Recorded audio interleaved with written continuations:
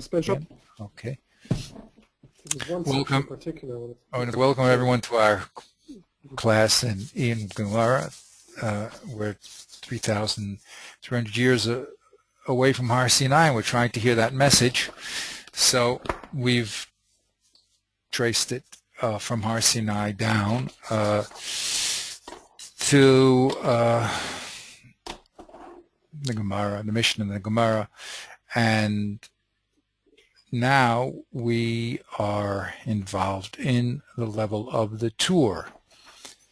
Okay, so we went through the Rishonim, and now we're into the tour. Okay, I'm just going to give you a brief setup, and then I'd like to hear what you have to say about the Gemara itself. The Rishonim disagree about who the halacha is, how the Gemara concludes. We said we have Rav Papa on one side, who seems to be saying all our three forms of payment, kesef, shavit, kesef, and meitav, are all equally permissible on the side of the mazik. And Rav Huna, we've been learning that he says, kesef or meitav, those are the two things that the mazik can use to pay back, and only if he doesn't have kesef or meitav karka can he use metaltalin, even supin. So we have a big machlokus for Shonim as to what the halacha is. On Rav Huna, the daf we spoke about, which brought Rav Huna, the Tosfos brings Rabbeinu Tam, says that he writes in Sefer Yashar that the halacha is like Rav Huna. When we read the Rif says clearly the halacha is like Rav Papa because he is a more later authority than Rav Huna. The Rosh then has to machriya, solve who we're going to follow, Shitas Rif or Rabbeinu Tam, and he brings the Gemara Rav Kahana and proves the Gemara is not holding like Rav Huna. Of course, we didn't discuss what Rabbeinu Tam would say to that, but that's what the Rosh did, and therefore he concluded, like the Rif against Rabbeinu Tam, that you can use all three forms of payment equally. Then, level of Rishonim, we had the Nemuk Yosef, who brought the Ramah. The Ramah is the Rishon, and he had a very interesting shita that he learned from Reb Papa, which is that there's a hierarchy. First you must pay back with kesef if you have it. If you don't have kesef, then you must pay with metaltalin. And if you don't have metaltalin, only then do you use karka. The Rambam I left over here and I put over here. So some people want, what we're going to be seeing is some people want to line the Rambam up with the with Rabbeinu Papa. I mean, that's the Nemuk Yosef himself. The Nemuk Yosef himself says that the Rambam holds like Rav Papa. Okay, where he is exactly in the lineup is in the Rishonim. Let me get that for you. Okay. Just see where he is in the lineup. Okay. Here's the Nemuk Yosef, Chabib. So he's 1400. He's a very, he's a very late Rishon. Okay, I can't tell you exactly when the period of the Rishonim ended. There's no specific date where they had a party, but this is before Girish Svard. After Girish Svard, everything changes because the Sephardic world is just totally upset. Getting killed and thrown out and everything. So it's a Holocaust type event, and so then a new era really begins. You put them. So I guess where you put them there on the flow chart, it's not chronological, right? No, the reason why I did it here is not chronological at all. I did it because he puts the Rambam in a place. Okay, and he also brings the Ramah. The Ramah happens to be very early, and so is the Rambam. I mean, earlier.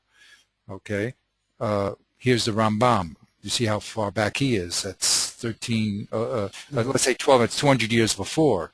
And the Ramah is pretty much the same. But we have what the Rambam says, okay, but we don't, that's the big problem, the Rambam, we don't know why he says what he says.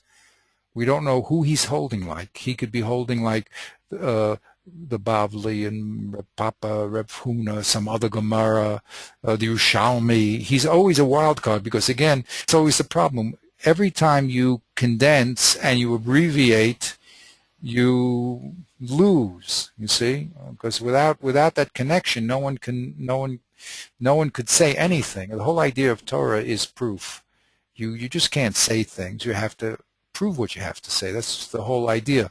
So once the Rambam cut himself off from the Gemara and just summarized it, so now half the job is just finding out why he said what he said. Now here he says differently than everyone else, you see. So the question is, where did he get it? So the Nemuki Yosef tells us his opinion of where the Rambam got it, okay? I left the Rambam over here because other people may disagree with the Nemuki Yosef, okay? But you're right, chronological, but that's why I put it there, because at least he quoted the Rambam and he also quoted the Ramah. He's the source, even though he's after, okay? But that whole period is a large period of Rishonim. We see that the Rishonim really disagree on, first of all, who the halacha is, and also what's Peshat in the Gemara. If it's true that the Rambam, as the Nemuki Yosef says, is with Reb Papa, then he has a different Peshat in the Gemara than the Ramah, and he has a different Peshat, of course, than the Rush, because the Rush will say that Reb Papa holds that everything is equal. The Rambam will say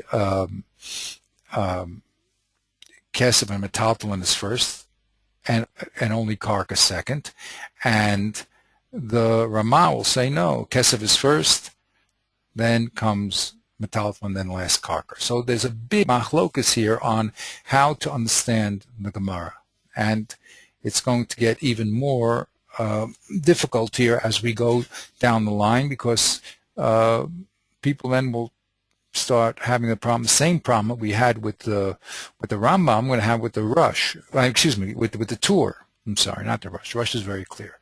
With the Tur, where does he hold in all this? Because again, we have the same problem when people start writing abbreviated notes.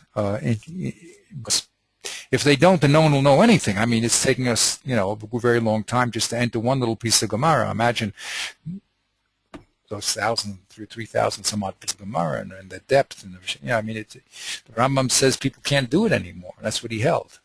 Of course, the Bali Tosfos disagreed with him, but and really the yeshiva method is always until recently, it really has been to use the Tosfos as the method of learning. What I say recently, because with Rabbeinu Chaim, the Brisk Yeshiva moved over to the Rambam, handling the Rambam himself. But the Masara is the Gemara, Rashi, Tosfos, Rishonim. That's the Masara that we have.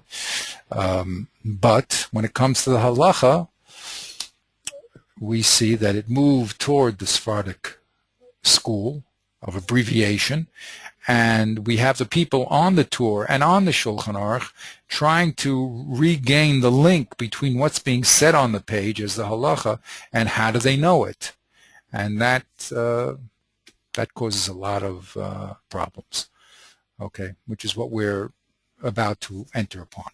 So when it came to the Tur, we're going to look, of course, at the Lashon of the Torah and refresh our memories. But when it came to the Torah, we would expect the Torah to be following the Rush, which should be like the halacha should be like Rev Papa, and everything should be equal. But lo and behold, he says that you collect for the Nizak from Metaltalin, and only if he doesn't have Metaltalin, you go to Karka. So there we had two different approaches to the Torah as to his source. One approach is to say, well, he's just really holding like the Rush, and he's telling you not to go to Karka because the pasuk says Meitav, but to go to Metaltalin because we have the Yashuv. So that's all he's saying. He's saying, don't think just because the pasuk says Meitav that you have to give Meitav first. It's not true because Yashuv is an equal alternative. And that'll be the understanding of the Bach and the Drish. In other words, we will understand his words to be saying really what the Rush is saying and the Rif is saying and the Reb Papa, just continuing down. He used very similar language to the Rambam. Okay, well, we'll have to explain. There's slight differences, or actually we said it can actually fits in better in the language what the Bach and the Drish said. However, the Beis Yosef and this Levushi Shushan, but more importantly, I think the Beis Yosef wants to read the Torah as saying that the Torah holds, unlike the Rush, that the Nizak has a say in this matter. The Rush seemed to say, no, the Rush said, the Mazik has a say. He can give Kesef, Shavik Kesef, or Meitav equally. But the Beis Yosef says, no, he can reject Karka. Doesn't have to take Karka. Why? Because Metaltalin is more like money. So that's how he learns the Torah. And what's the source? The Beis Yosef is always interested in the source. He says because the Torah, unlike the Rush, felt that Nezikin was more like Balchov, which you mentioned before, and therefore in Balchov, since you can demand Metaltalin before Karka, he felt that Nezikin also you can demand Metaltalin more than Karka. Okay, so that's what he did. That's what the Beis Yosef did. And the Levushir Shushan, I don't know if we read it together, but yeah, I think we did. He darshans the pasuk to do the same thing. It's Meitav Sedehu means that the Nizak should get the best, and that's the spirit of what's being said over there, and therefore he's allowed to get Metaltalin off of Karka because that's also called the best Lagabe Karka. Okay, now today, Be'ezrat Hashem, we're going to go to the Shulchan Aruch. Now, the Shulchan Aruch is going to quote, and we'll see, he's going to quote the language of the Rambam, which is different than the Torah did. The Torah either paraphrased the Rambam or was talking similar to the Rambam, but according to all these people here, the Torah was following the Rush and not the Rambam. But the Beis Yosef, when he was Shulchan Aruch, we're going to see he actually quotes what the Rambam says in this case, word for word. So again, we're going to have two different approaches. The Sma, who is really the same as the Drisha, is going to shove the Beis Yosef into the Rush again. It's going to be, and he's going to say, really, everything is equal. He didn't mean it. He didn't mean what he said simply. You have to understand what he said. So he's going to push us back into the Rush and make everything equal again. Well, the Shach, who we haven't got to yet, has a very, very deep piece where he's going to disagree, of course, that the Mazik can determine everything, and he's going to say no, the Nizak can. Indeed, as the Rambam said simply, and as the Shulchan Aruch quoted him, the Nizak has a right to reject karka, if the mazik wants to give it, and say, no, I want metathlon. Okay, and Bezrat Hashem will enter into him. Okay, so that's what's happening now. What's happening now is where the source and, let's say, what's being said and what it means when we link it to the source is going to cause a lot of problems here. Okay, a lot of people are going to be fighting over, one, what's being said, and two, why is it being said, as we see here. But basically, you have one camp that's going to keep pushing everybody back into the rush and into the riff, and to say that the mazik can do what he wants. And then we'll have the other camp, which will say, no, when it comes to metathlon and karka, the mazik can reject, the nizak can reject karka over metathlon. Okay, is that more or less clear?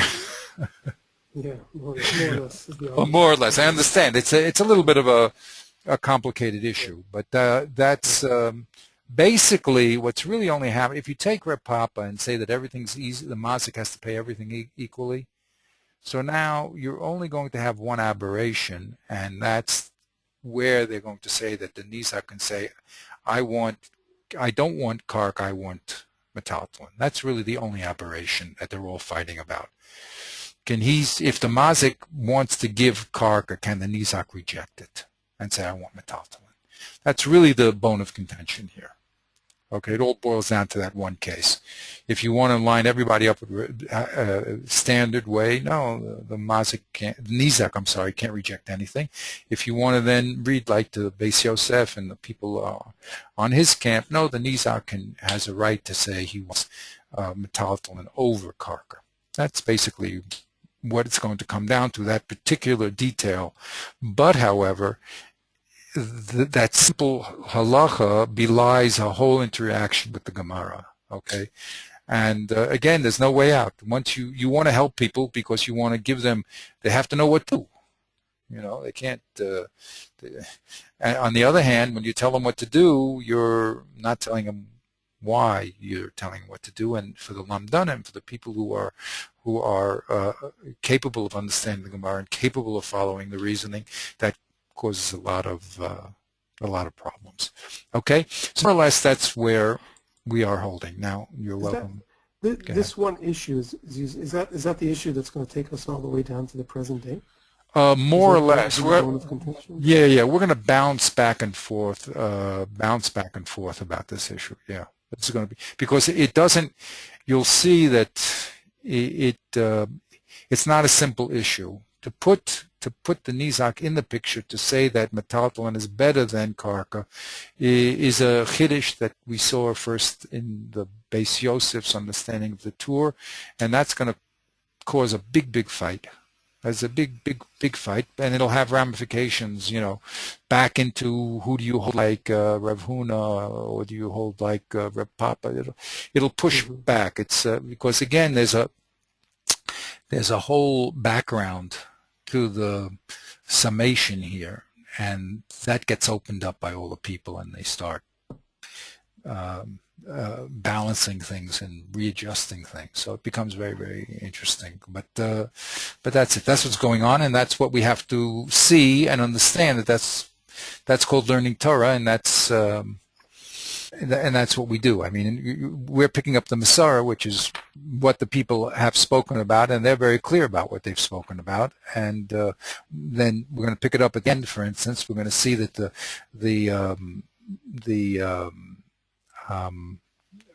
Reb Meltzer, who wrote the Even Azel, and he was the Rosh Hashiva of the Chafetz Chaim, of the Etz Chaim Shiva here, and also he was in Europe, a very big genius. So we're going to see him shine in and give a new shot in a new chilek, he's going to say that the Tur is not the Rambam, whereas a lot of people are going to say the Tur is the Rambam. So that's going to be the focus of our attention really here, and it all really starts with this Tur, which is, what does he mean and why does he say it?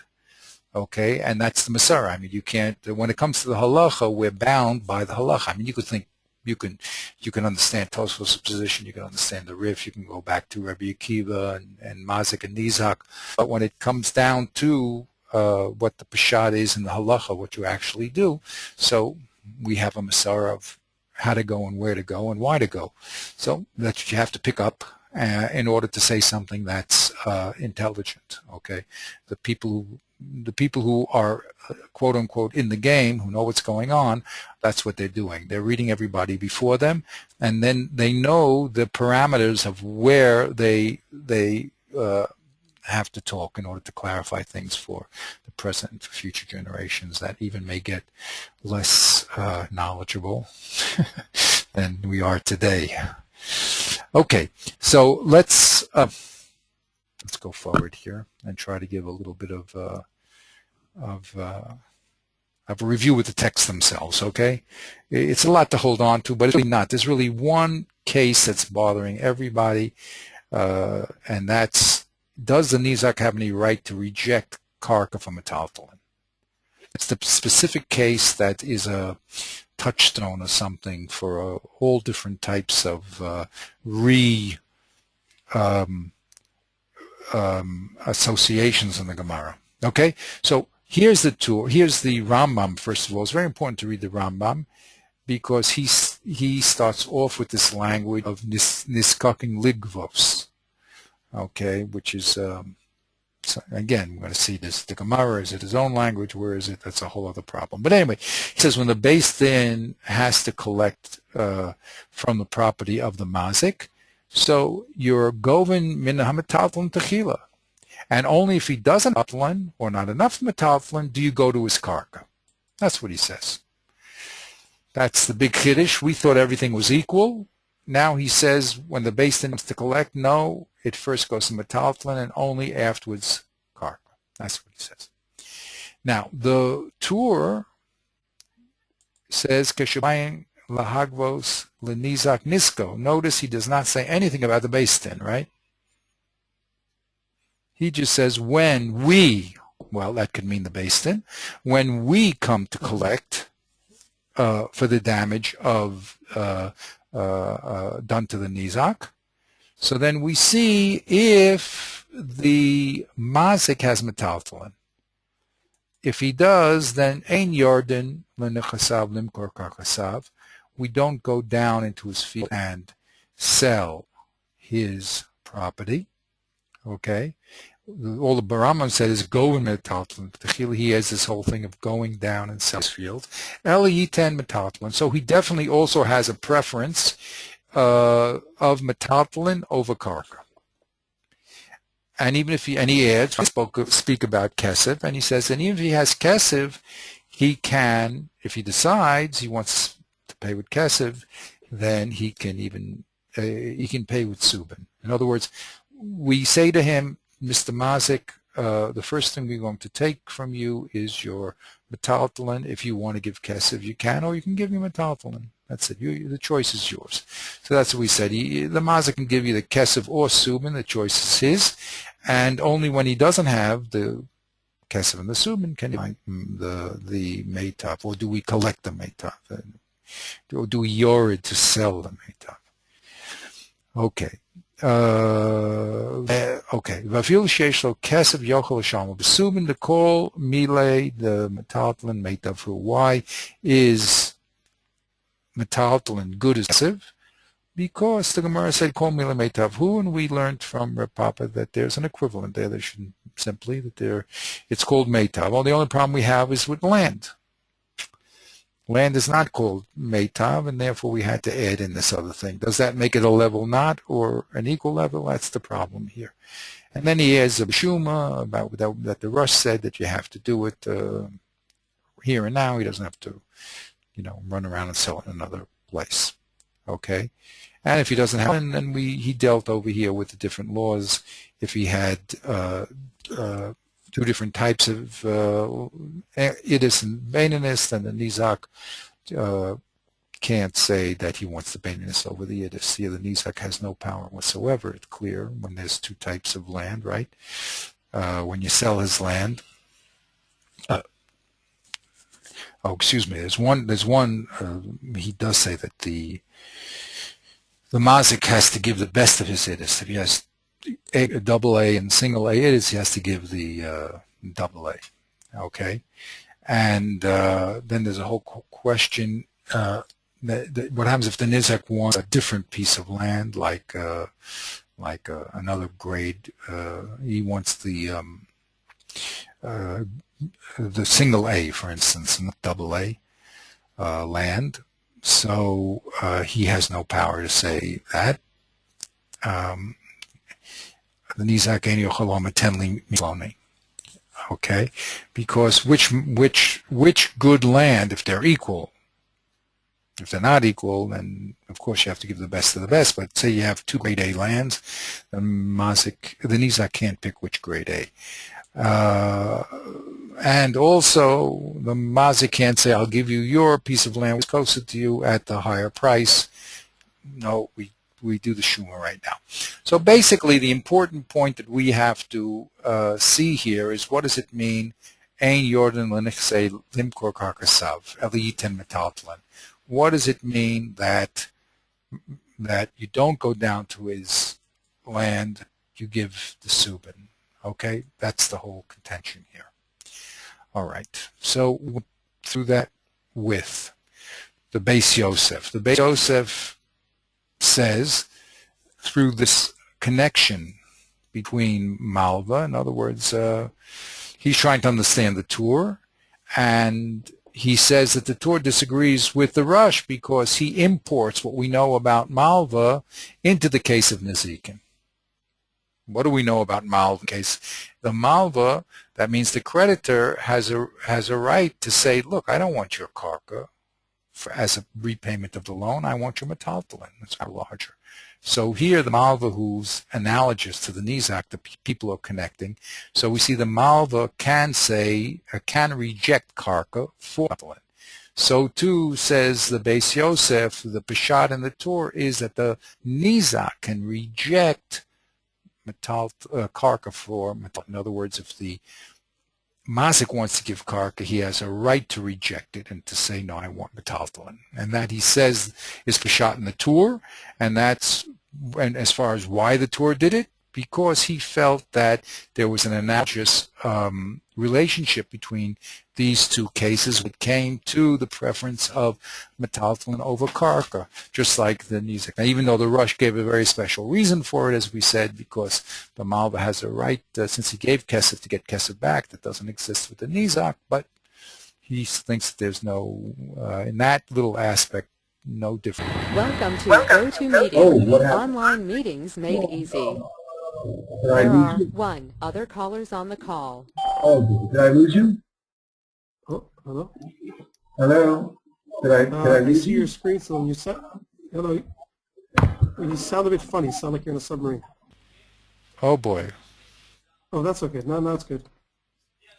we lost contact. I Okay, know we did for a second there. Yeah, that's good. but okay, it was only a second, right? Okay, Yeah. but yeah. Okay, so now, you know, is that clear? In other words, what the Beis Yes. Yosef is doing is interpreting the Torah, and he's very clear about what he's doing. He's saying, oh, of course, does not follow the Rush, because the Rush said everything was equal, but for some reason the Torah decided that the relationship, that the Malva and the Nizak are equal when it comes to metaltalin karka, and he has a right to say, I don't want your karka. So then we put in the words in gray over here. Here's the word of the Torah in black. This, by the way, this is another method that Dr. Gemara says. When someone gives a parish, you have to then take his parish and put it back into the words and see if it fits or doesn't fit. How, you know, if it's pushed in a little more or a little less, because a parish by definition means an explanation. Certain explanations are called meruvach. That's what we learned in the Ramchal. Parish meruvach means it doesn't hurt the text. It fits there. There's a lot of room to say that inside the text. Other interpretations are called dachuk. They have to push things around in the text, making the text a little bit uncomfortable in order to say that what they say. okay? But as we said, dachuk doesn't mean it's wrong. It's a point against the person who's trying to explain the text that way. But he'll say, well, if you explain it simply, you can't do it, like in this case here. Okay, so here's the pushing of the Beis Yosef back into the Tur. Keshabayim lahaglos lenizak nisko roanim yesh lamazik metaltalin. First thing you have to do is see if the mazik has metaltalin. Then ein yordan limkor kachasav lefi haratzon shel hamazik. Then the din is if the mazik has metaltalin, don't go and sell off his land like the mazik would want. In other words, in this particular case, the Torah is talking about where the mazik wants to give land, and we don't listen to the mazik when he wants to give land. Ella kafinin lamazik litan metaltalin. But we say, no, you have land, you can't dump off your karka. We force you to give your metaltalin according to the ratzon of the nizak. That's how he interpreted these words. Okay? Mm-hmm. Good. All right. And he said, even though the Rush didn't say it and wouldn't hold it, but that this is an independent position. The Torah is a Rishon too. He's allowed to read the Gemara the way he wants. I mean, you know, he's a Rishon. Okay. So if he decides that he wants to give metaltalin, even if he has kesef, he can give it. That's how the Beis Yosef is saying, and that's what repet. Okay, kesef and metaltalin. So even if you have kesef, you can give metaltalin, and it's only this imported din from Balchov that says that he can reject the karka from metaltalin. So I made a little chart here. I don't know if it's helpful, but the mazik basically can only say, I will give you as a payback kesef or metaltalin. That's all the mazik can say. If he tries to give karka, then the nizak has the right to say, I don't want it because I want things which are closer to kesef. Okay. He can take the karka, but he's not obliged to. And that's how the Beis Yosef is going to learn the Torah. Okay, we'll skip the other dinim, and we'll get right down to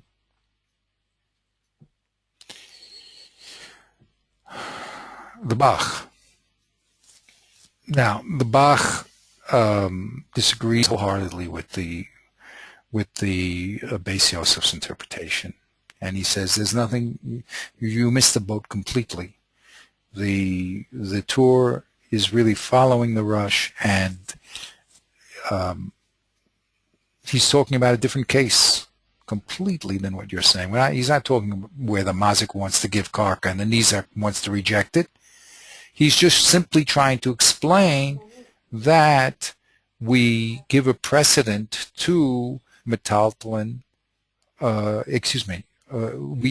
don't, even though the pasuk says meitav, we don't give a precedent for meitav over metaltalin. He can give metaltalin if he wants. That's all. So that's the whole chiddush. The way he's going to read, we'll read him inside. We'll push the text in. His reading in. All he's saying is that the Torah is simply telling us if the mazik starts screaming meitav, meitav, meitav, it says in the Chumash, we tell him, I'm sorry, he can give you the metaltalin that he wants to give you because it says Yoshev. That's all he's saying. So he's really just explaining what the practical din is, that we shouldn't listen to the nizak saying, well, I have the Chumash and it says meitav, but we should you're going to have to accept the metaltalin. So let's just read that in, how he says it. He says it this way: Keshabayin ligvos l'nizak niska roanim yesh l'mazik metaltalin. Then ein yochasav limkor kachasav lefi haratzon shel hanizak. We don't listen to the nizak yelling, "Hey, I want his land." Ella, the din is yitin lo metaltalin. the mazik can give him metaltalin. So even in the Beis Din, we should know this, that the halacha is not that there's any preference of the meitav over metaltalin. They're equal. Now, we said there's a few reasons why you might have thought that. It sounds very good because remember, Rav Huna gave precedent of meitav over metaltalin, right? Remember, he said, "O kesef, O meitav," and then he said, "Oh, and only if you don't have it, it's metaltalin." So he's trying to say the halacha is not like Rav Huna. Don't think there's any precedent of karka over metaltalin. Metaltalin is a good payback by the mazik. Okay, that's what the Bach is going to say. Okay, and he's simply going to say this is the same halacha of Reb Papa where everything is equal. Okay. Here I wrote those interesting diukim. It doesn't matter. Not it doesn't matter, but okay. Then we went to the Drisha. The Drisha agreed with the Bach that the Yad Mazik is Elyona again. Okay. And that the Beis Yosef said about the tour is ridiculous. There's nothing to do. Balchov had to do with Nasikin. Okay.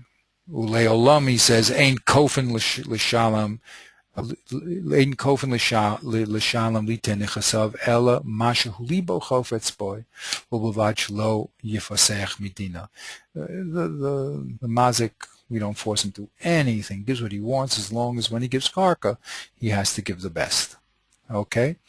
And that's how he's masik. Okay.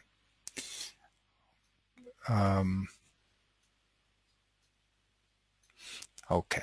Now, we read also the Levush. Levush has this. He's now going to defend the Beis Yosef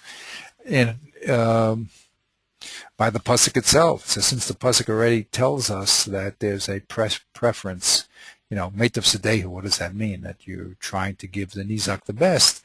So then you also give the nizak the best, if the mazik wants to give karka, he has a right to have the best. What's the best? Metaltalin. So he learns like the Torah. And then this is just playing up what he says. All right, so now we're ready for the Shulchan Aruch. Now we're just going to do two people in the Shulchan Aruch. The Ramah, Moshe Isserles, who does write on the Shulchan Aruch, and then a lot of comments. Here he's strangely quiet. He doesn't say anything. There's no comment at all. Strange, but that's... So he, was that called? Shtika Kodo, his silence means that he must agree with the Torah. Of course, we don't know how he read the Torah, but he's not... with the Torah? Do you mean with the Torah or with the... I'm sorry, with the Shulchan Aruch. We don't know how he read the Shulchan Aruch, but it seems like he agrees with him because he doesn't comment on him. And he doesn't comment on the... he wrote on both books, by the way. That's why I just put him here so we shouldn't lose him. In this particular case, he's not talking up. Okay? He's not saying anything. So we don't know where he holds, really. That's the truth. So the two people we're going to deal with is the Sefer Me'iras Anayim, the son by Rabbi Yeshua Folk, who we saw here also in the Drisha, just a different book, and the who does not write on the Torah but does on the Shulchan Aruch, Sifsei Cohen, Reb Shabtai Cohen, they're going to again have this fight in what did the Torah mean. Okay, did he mean what the Beis Yosef said or not? So you can see that all these people are really contemporaries. It's very interesting. They're all contemporaries, and they're all from Poland. So I know that Poland was very good. It was a good period for the Jews at that time, but it's very, very interesting. We have all the Sephardic Nosei Kalim. How come they're not there in the Shulchan Aruch? But can't answer that. I don't know enough of the history. But that's what happens. Okay, So now let's go into the Shulchan Aruch, and the first person we'll read is the Sma. Okay, first have to read the Shulchan Aruch and the Rambam. Okay, so here's the tour that we just read. Keshabayos Lenezik Nisko, Rowan and Yesh Lamazik Metaltlin, Ein Yordal Nikasei Limkor Karkasav, Eliyitan Metaltlin, Vafil Shesh Lo Kesev, Yochel Shalmo Besubin, the call Milimetav Hu. And then the Shamim will leave off. The main Metaltlin, of course, you have to get the best. Now, the Rambam, let's put him in here because the reason I put him in here and I put him in red is because we're going to see that the Beis Yosef quotes the Rambam word for word. Okay, this is what the Rambam said in Mishnah Torah, Hilchas Mamon, Chet Yud, Kesha Beistin, a little differently, as we said, Kesha Beistin Niskak and Ligvos HaNezek HaMazik, when the Beistin is obligated to collect damages from the property of the Mazik, Govin Minetlan Lichatchila. You collect from them Tethalfan first. He says nothing about Ein Yordin Limkor Karchasav Elayiten Metaltlin. Very simple. Gova Metaltlin Techila. And Im Lo Hayu Metaltlin Klal O Shalo Hayu Metaltlin Keneged Kol Hanezik. Then you Gova Nashakarka Min Yafish Behen Min Yafish Min Hamazik. The calls Vanchim Metaltlin of Filusubin Ein Niskakan Lakarka. As long as you have metaltlin, you never collect from karka. So here's the lashon of Shulchan Aruch. Let's see if there's any difference in the language. Okay. Keshebeist in niskak and ligvos lenizach nichasei hamazik. An exact quote. See any difference? Not at all. Govin min metaltlin techila. Govin metaltlin techila. V'im lo hayu metaltlin klal, or if shlo hayu metaltlin neged kol hanezek, what do you do? Govin hasham mikarka ha'ul shebenichsei hamazik. Then you govin hasham miyafi shebenichsei. He changed the word to ma'uleh. Okay, yeah, that's all I see. He says govin hashar. Mihakarka min hayafi shibinich. He says hamuule. Said why change it? I don't know. Interesting. And he says v'kol zman shemotze metaltlin afil subin ein niskakin lakarka. What did the Rambam say? V'kol zman shemotze metaltlin afil subin ein niskakin lakarka. He said, "V'kol zman she'yotzei metaltlin v'fil subin ein niskaken lakarka." Any difference in the statement? What is it? It's the except for the V'kol zman she'yamatzu in the plural metaltlin. I guess he changed that. The yamatzei yamatzu. Yeah. Then afilu subin ein niskaken. Exactly the same word. Same words, right? Right. Yeah. Okay. Now, the Rambam doesn't say this. Remember, the Rambam, for some reason, doesn't talk about Kesef. They're going to say that's because he holds Kesef is equal to Metaltlin, and this Lashon comes from a certain Gemara, which we'll have to get into, where there's an equation between Metaltlin and Kesef. But whatever it is, it's interesting. He doesn't talk about Kesef. So the Shulchan Aruch adds that in. V'afil sheyesh lo Kesef yochel lifro besubin, to call Metaltlin meitav ninhu. So he adds, even if he has kesef, then he can't pay with subin because all metaltlin is meitav. That's a code of the tool. Now they switch because we've come across that idea before, right? Yes, but not in the Rambam. Exact words. Not in the Rambam. Yeah. So was that in the tour? Yes. Was that in the tour?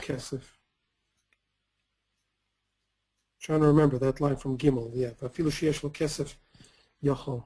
Yes. Yeah, there it is. Yes. Okay. So that he does take from the tour. Okay. Puts that into the Rambam. Okay. And also he takes this line of Shamin Oso Komo Shiochlim Kormiyad Makomo. He takes that also from the tour, right? Right?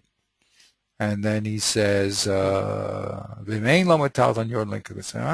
Okay, and that's it. And he takes of the tour, I think. Afilu ha'isa zibris the it's also in the tour, right? So he adds what the tour adds in to the Rambam as far as you know, the Shuma and the zibris of the Nizak is equal to the zibur of the Mazik is equal to the best of the Nizak. Still, you have to give him Super A stuff. Okay, interesting. So we see here that he changed the language of the tour to make it exactly the Rambam, and he added in the few dinim that the tour added to the Rambam as far as Kesef and as far as how to do the Shuma. Interesting. Okay. Now remember, the Beis Yosef told us that the tour was the rush, except when it came to Balchov. Okay. That's what he held. He held, you know, you can use Kesef and Shavah Kesef. That's fine. But when it comes to trying to give karka, no deal. The Nizak can say, I reject it, which is the Shittas. But he didn't mention the Rambam there at all. When we went over the Beis Yosef, there was no mention of the Rambam. He only said that the tour disagreed in the din when the Mazik wants to give karka, and whereas the Rush would say, sure, he can, even if the Nizak wants Taltalin. And all of a sudden, this din of the tour, according to the Beis Yosef, was that no, the Nizak can say, no, I don't want your karka, I want Metaltalin, it's better. So that din he never attributed to the Rambam. And you know, when he was talking about the tour, he never attributed the tour to the Rambam. Now, he could be saying that that's Shittas of Rambam and the tour is using the Rambam. Now, the tour, remember, the Rambam was accepted by the Masvardim. They just ate it up, you know, because it was mamash, a complete, like a Kitz Shulchan Aruch, we would say today, you know, L'Havdil, right?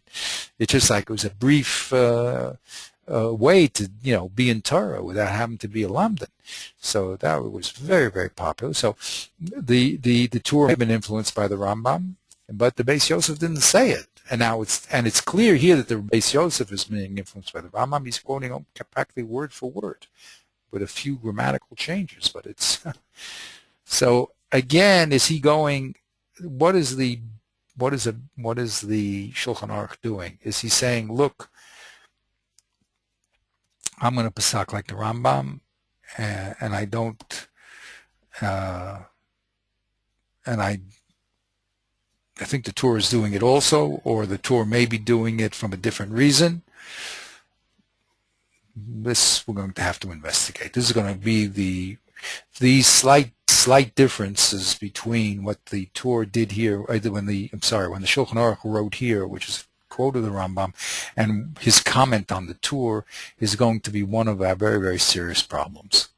There's going to be great minds now. They're going to either, you know, put them together or separate them depending upon how they understand what the Gemara is saying. Okay, so that's going to be our next trip here, our next level. Okay. Do we assume, by the way, that when we read, I think I asked this before, but Beis Yosef is essentially a commentary on the Torah? Correct. I mean, it's not. Here he's actually trying to give a psak. So right. If the psak will come from the Rambam, that's fine. But there, it may not. Exactly. He's trying to. No, not at all. He's giving a parish. Yeah. Now his parish may be influenced by how he understands the Rambam. That could also be true. Right. This, you know, I mean, we're going to have to. This is going to be all very subtle stuff going on. But his aim there, he wrote parish on. That means the Beis Yosef Kaya wrote a parish on the Rambam, the Kesef Mishnah. Then he wrote a parish on the Shulchan Aruch called the Beis Yosef. And now, then after that, he's doing his Shulchan Aruch. Okay, and he's. What is it? Are we going to look at the Kesef Mishnah on this as well? No mention in the Rambam. He does not talk on the Rambam. Really? No, he doesn't talk. You would think he would.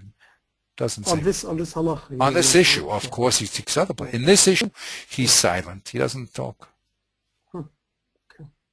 Okay, so that's why everyone starts, the base of interest starts bubbling over here, you see. You know, because, you know, we have to be clear about what's being said. Again, you know, everything comes from Har Sinai. We don't want to, and it all depends upon how you learn sources. So you have to tell us where you're getting things from. You can't just be a Navi and come around and say, well, this is what I think it is. And there's no one doing that. It's just that, again, as I mentioned, when you start abbreviating because you want to make things practical for the people to read, so then you run into problems because no one, you know, people have to say, where did you get it from? And is it true? So it's the whole, that's what's we're going to have a breakout here. Okay, so here's the Shulchan Aruch again. We saw that he wrote, Mamish copied the Rambam word for word. He added on those few halachas that the Torah mentioned about the Shuma and about the Kesef. So let's see what happens here. So the first one we're going to see is the Tzma.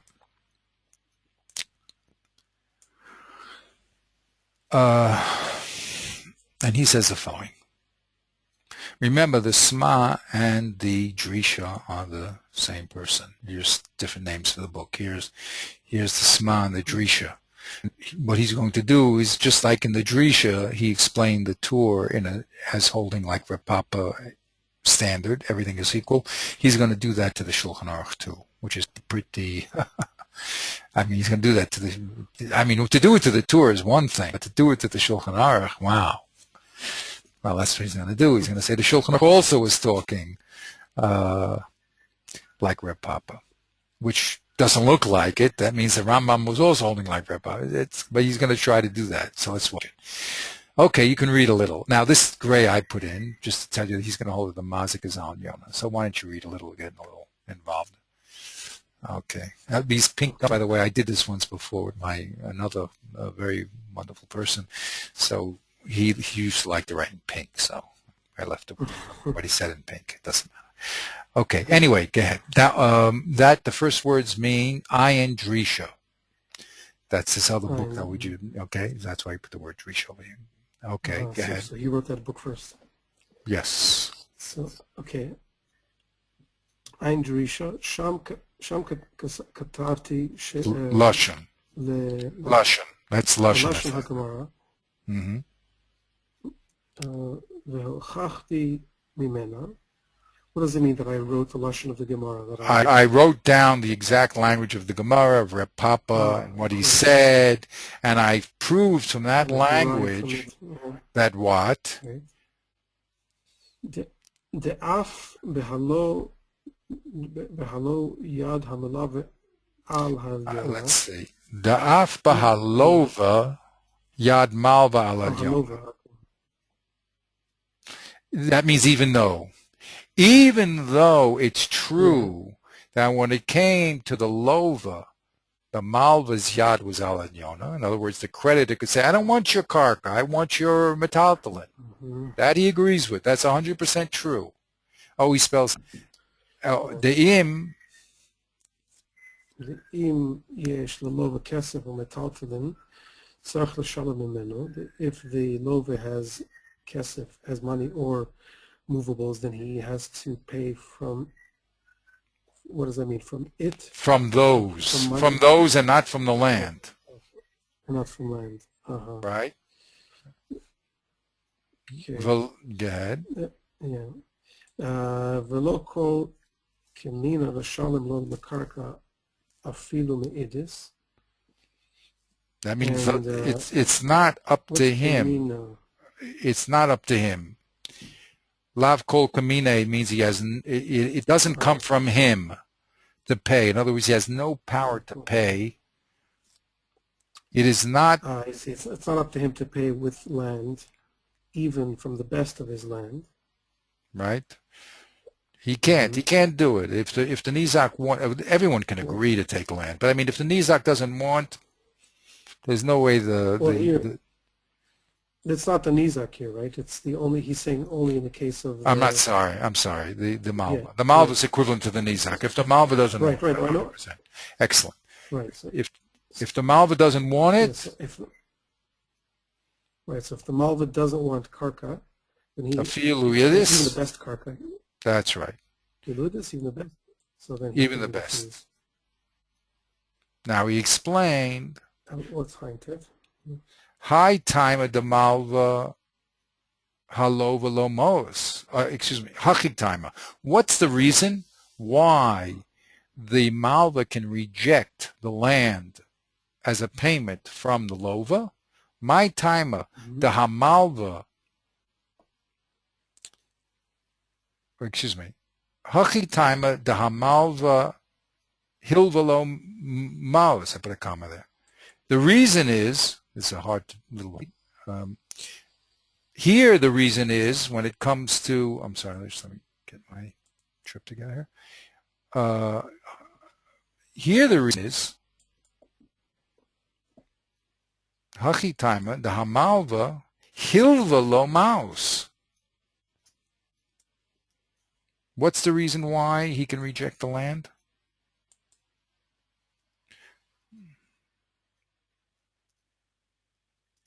I'll get the Hebrew. Here the reason is because the malva hilva lo maus. He lent him money. Right. Mishum hachi, that's the memhe. You see, we have Mishum hachi dina gamken b'maos o b'metaltalin.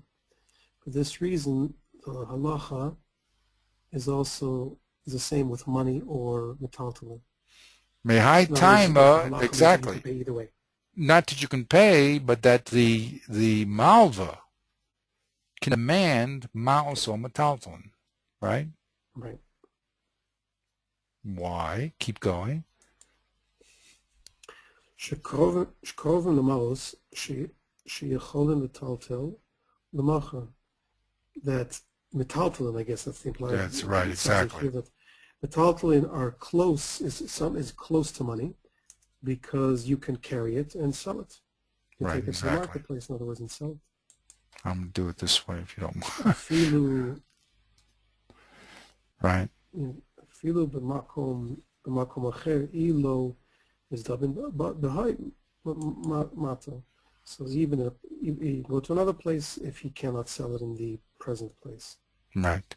So there's a special reason, says the Drisha, that we give the malva a power to reject land.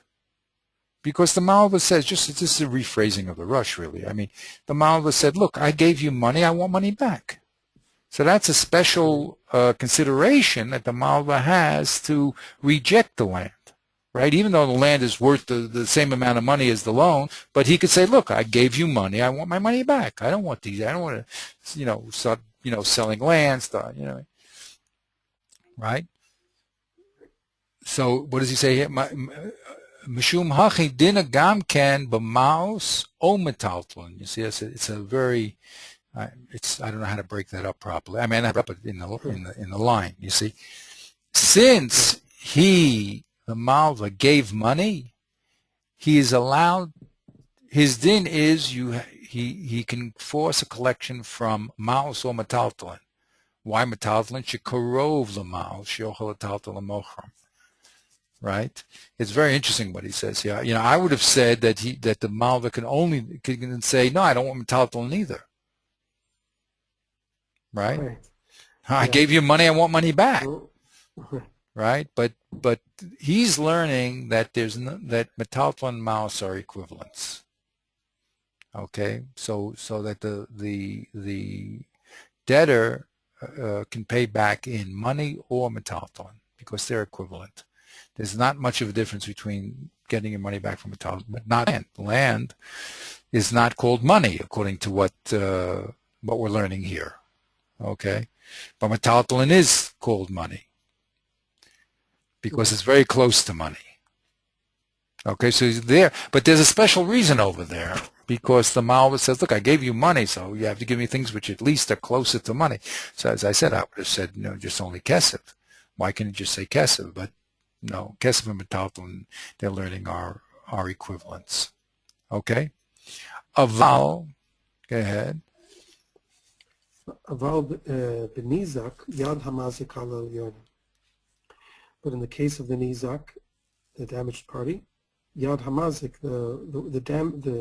the advantage is with the damager. Right.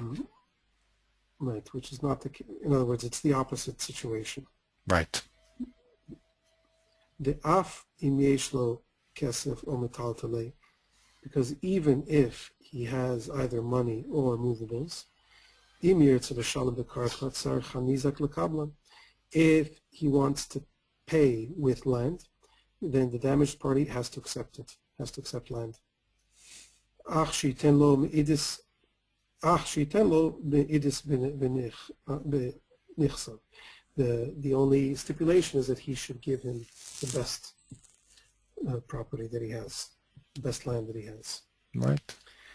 V'zeu kavanat Rav Papa she'amar b'gemara b'shuva kushya. This was the intention of Rav Papa, who says in the Gemara, in order to answer the kasha, responding to the kasha. The kasha of Abaye, right? Yeah. Shehikshu sham beferush, is that what it is? Hikshu sham. What's peyud? Beferush or be?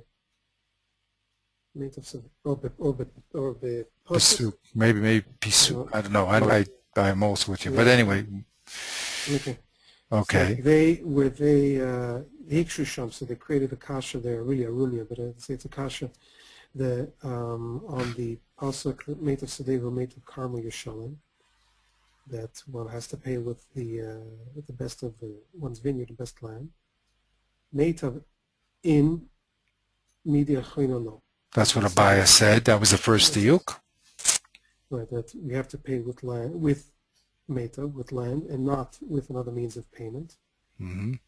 Hatanya Yashiv, and there was a brisa which says, Yashiv l'rabot shava kesef afilu sudin. So the Baraisa said that the word Yashiv in our other pasuk came to include anything that is equivalent to money, and even bran.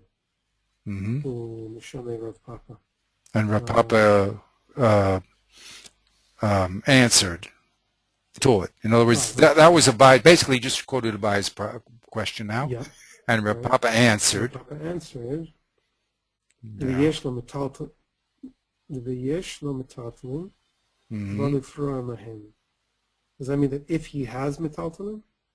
When he has metaltalin, did biyesh, that when he, the mazik, has metaltalin, then he has to pay from that. Ubo lefroa mehen, and he wants to pay back from the metaltalin. Maybe I broke up. I see. Okay. The biyesh metaltalin ubo lefroa mehen inu mikre metav. Then it's called metav. Exactly. The metaltalin themselves are called metav. Right. Why? Dilo mizdabed. My masa mizdabed. My masa. Because if he can't sell it here, he can sell it somewhere else. Ve'imbo. Go ahead. Imbo l'shalom the sarv. Sarch l'shalom the metas studois stu.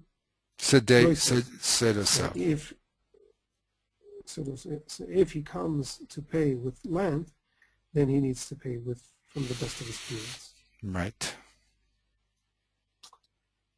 The alderech ze pirashti gam kein das Tur.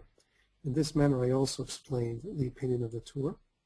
Which means that the mazik, we thought originally Abaya said, no, you have to pay with land. You can't pay with metaltalin. But hey, the other pasuk says metaltalin. So the answer was, you can, when you have metaltalin, you can pay with it because metaltalin is called metav by definition. But land is not called metav, even though it's the word metav there. But that's only to say that you have to give the best. All metaltalin is called meitav. But land has different, we said different gradations. So there you have to give the best. But as far as metaltalin, it's all called the best. Okay. Okay. Valderek ze parashti gam ken das Tur. And I added in the Yad Mas. So I said, this is the das of the Tur, right? Because when the Tur said, Ein Yordan l'nixnasav, let's get the two lashon of the Tur.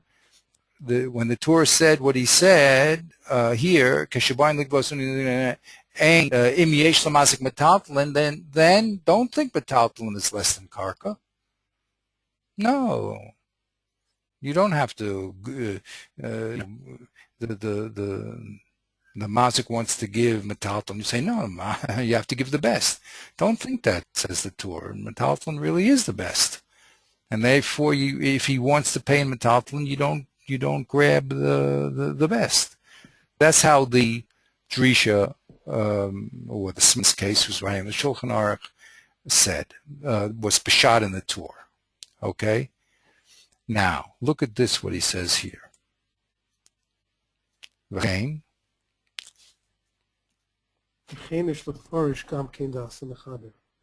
This is how we also have to explain the opinion of the Mechaber.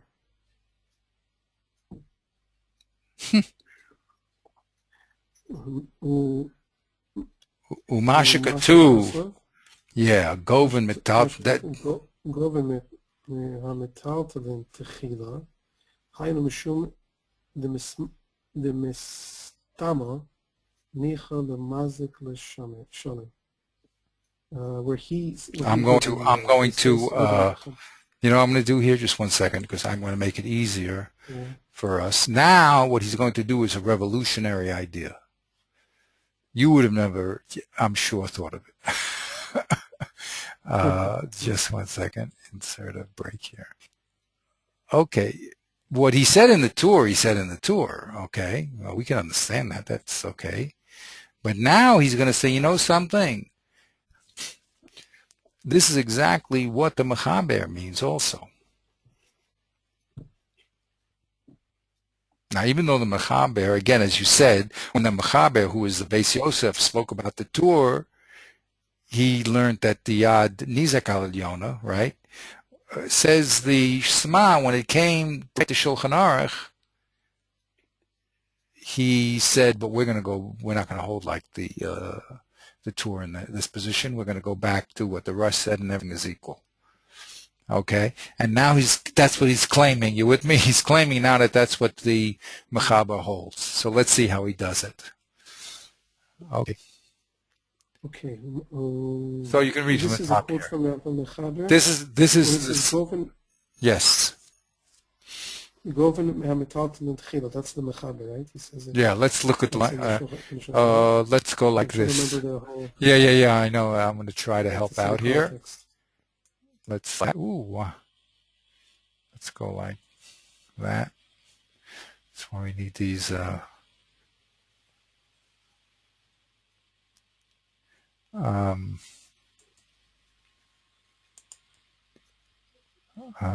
go down to the Rambam. Where did I quote the Rambam?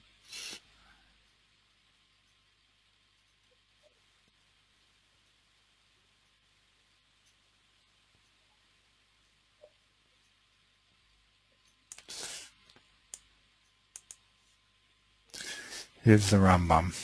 Okay. Let's look at Sma and get over here. Okay. We went to the Rambam, right? No, we went to the Torah.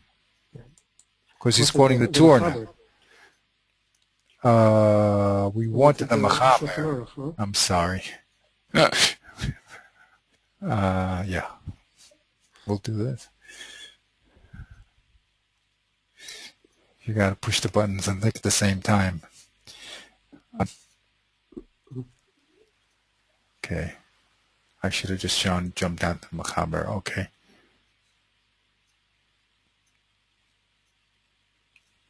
Here we go. We're getting there. Exciting. Okay. There we go. There it is. There's the Mechaber. The Mechaber is the Shulchan Aruch, so there's no. It is the Rambam. That's why I said go to the Rambam. Is my mistake. Okay, but here, so now here's the Shulchan Aruch. Okay. Now he's going to read. The Sma is going to read that the Mazik has Yad El Yona from the words of the Mechaber. Let's see how he does that. Okay, go ahead. V'chein. Wait. What? I'm just trying to remember how did we read the Shulchan Aruch up until now? No, we read the Shulchan Aruch. We read the Rambam. We said that you can collect. You see, this is the whole problem. All we know is that you can collect metaltalin before karka. That's all we know, but we don't know the context that that's written in.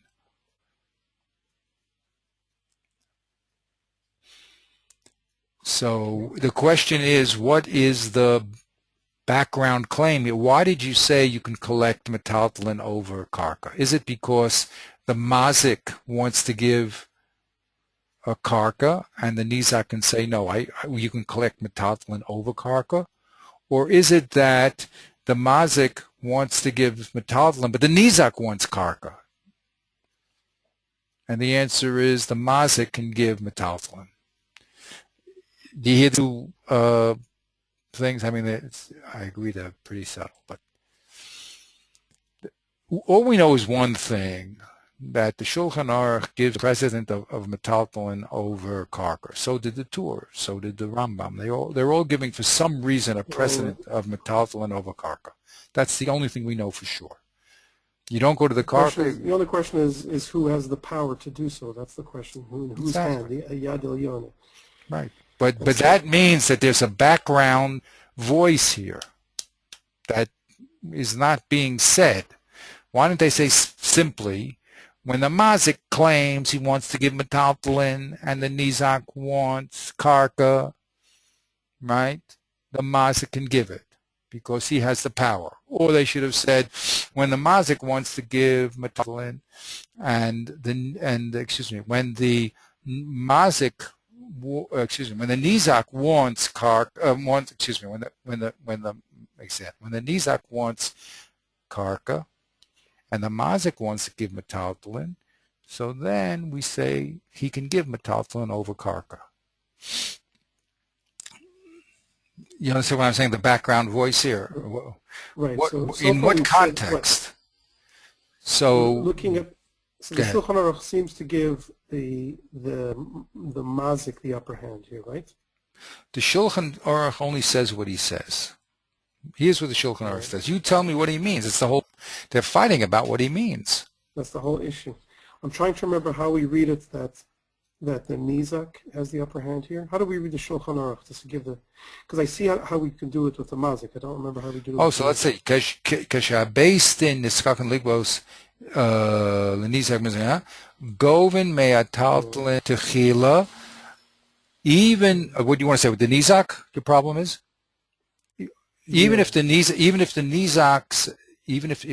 what you want to give the present to the nizak. Just tell me. Okay.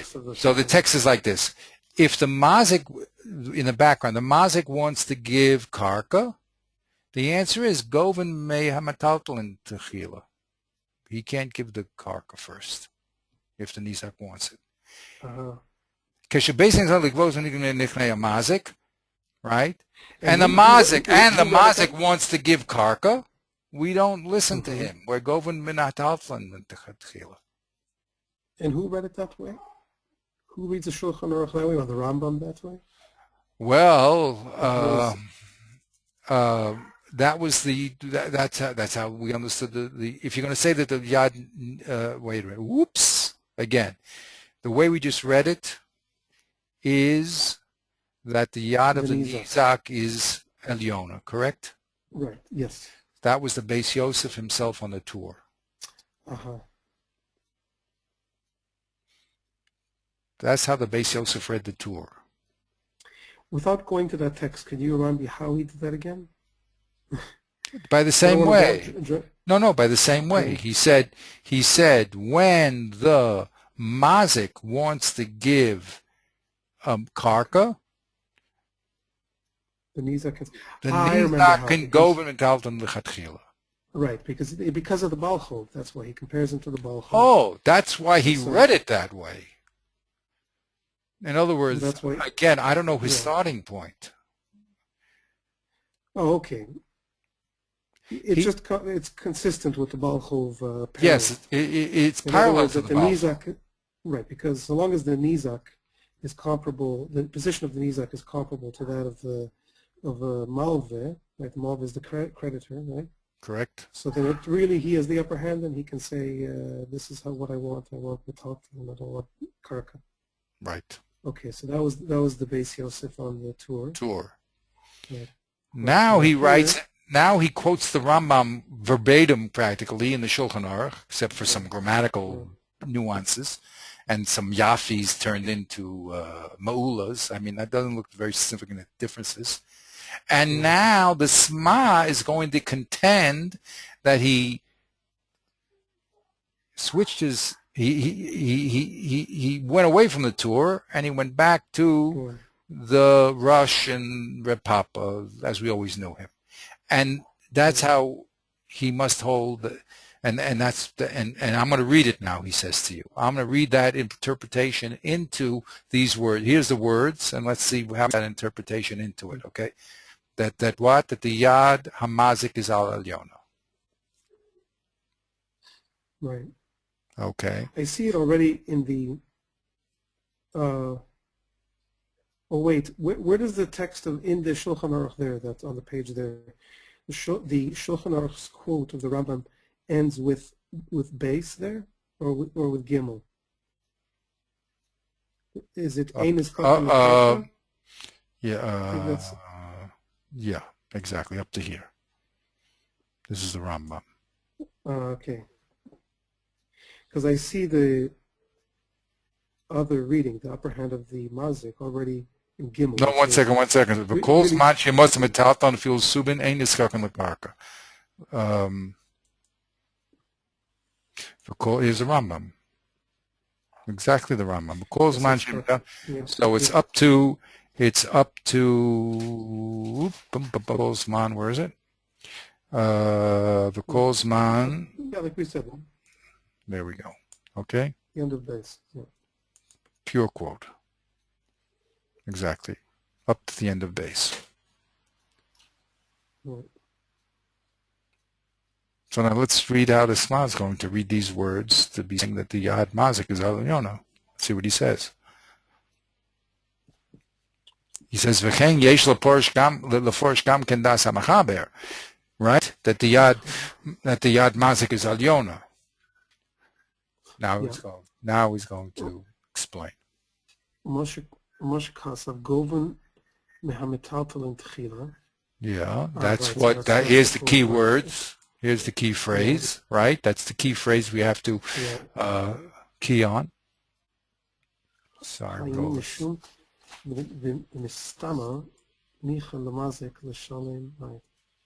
that means this is because it appears that it's more comfortable, it's more convenient for the damager. It's more convenient. That's a good word, I guess. Yeah, it's nichet. Yeah. Yeah, it's more convenient for or better.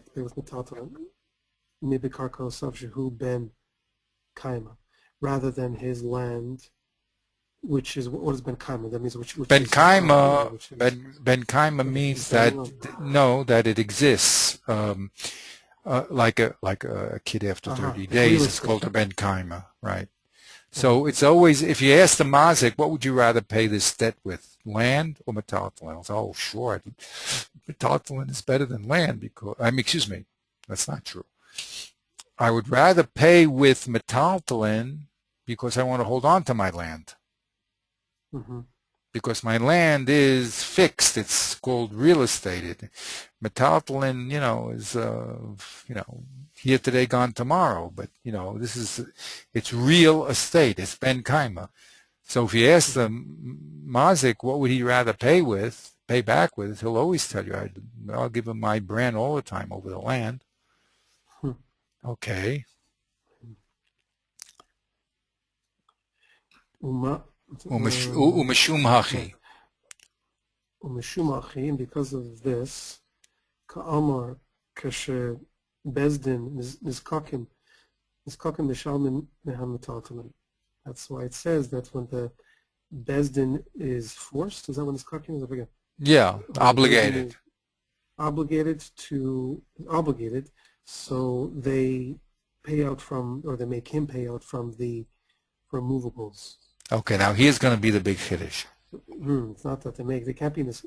It's not that they're making him pay out. It's that they're allowing him to pay out. Well, let's see. Ulimadatenu. Here's the big chiddush. The af. So, and what is the Shulchan Aruch trying to teach us now? Here's what he's trying to teach us. Go ahead. The afim eina mazik lifneinu. Even if the damaging party is not in front of us, I guess before the bezdin. Yes. Daita l'shalom b'metaltalim. His preference, I guess, is to pay with metaltalim. We have to assume it's like, I guess it's an assumption on the part of the court to the bezdin. Right. The bezdin has to assume that even in his absence, he's going to want to pay him with metaltalim, not with real estate. Amrinan the mistama nichal mazik l'shalom b'metaltalim. So they say that it's, I guess mistama here means they assume, right? They're assume, exactly. They're assuming it's more convenient for the mazik, for the damager to pay with movables.